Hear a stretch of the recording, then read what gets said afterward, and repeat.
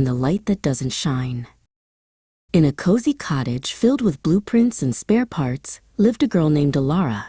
More than anything, Elara loved to invent. Her latest creation was almost ready. "There," she said, tightening the last bolt. She pressed a big green button on his chest.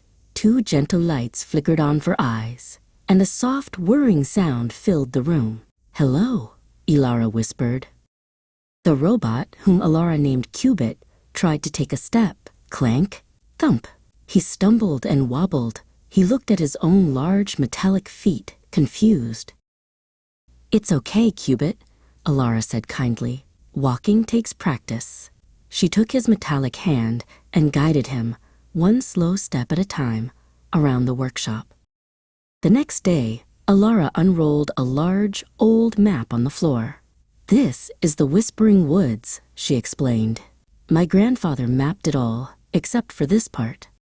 Cubit leaned over her shoulder.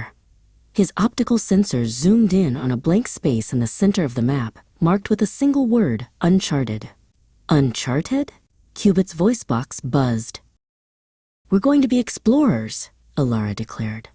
She grabbed her backpack and filled it with a compass, a rope, a water bottle, and a bag of apple slices. Cubit wanted to be prepared too. He opened a compartment in his chest and carefully placed a shiny spare gear and a small oil can inside. Work click, he was ready. At the edge of the garden, the tall trees of the Whispering Woods stood like silent giants. The air grew cooler as they stepped into the shade. "Ready?" Elara asked. Cubit nodded, his hand held tightly in hers. Who, and who are you?" a deep voice echoed from above. On a high branch sat a very large owl with spectacles perched on his beak. "We want to map the uncharted part of the woods," Elara said bravely. The owl blinked slowly. "The heart of the woods keeps its secrets well. To find it, you must follow the light that doesn't shine." "The light that doesn't shine?" Elara repeated, confused. Cubit tilted his head, his internal processors whirring as he tried to understand the riddle. "Light shines," he stated, as if it were a fact from his database. Soon, they came to a stream where the sunlight danced on the water, making it sparkle. "Is this it?" Cubit asked, pointing at the bright reflections. Elara shook her head. "No, this light is definitely shining." Deeper in the woods, they found a clearing filled with mushrooms that pulsed with a soft, blue glow. It was beautiful, but it wasn't the answer. Suddenly, a thick, white fog crept between the trees, swallowing the path. They couldn't see more than a few feet in front of them. "Elara?" Cubit's voice was a small, worried buzz. Elara reached out and found his hand. "I'm right here, Cubit. We'll figure this out together." Her voice was calm and steady, and Cubit's internal light stopped flickering so nervously. As they stood still, Elara leaned against a tree. Her eyes adjusted to the dim light, and she noticed something incredible.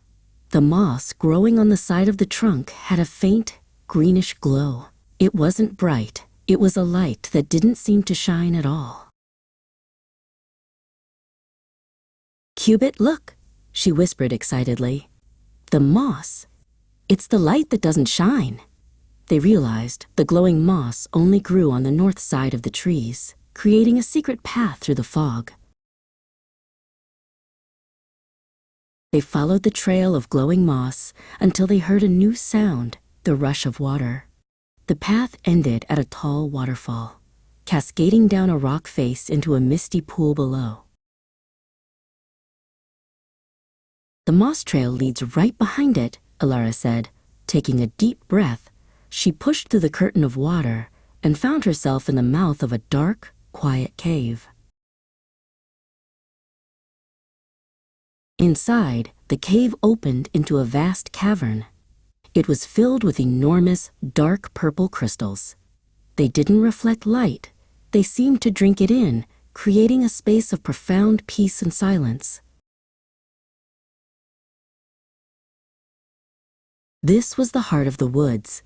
Elara and Cubit sat down on the smooth stone floor, not needing to speak.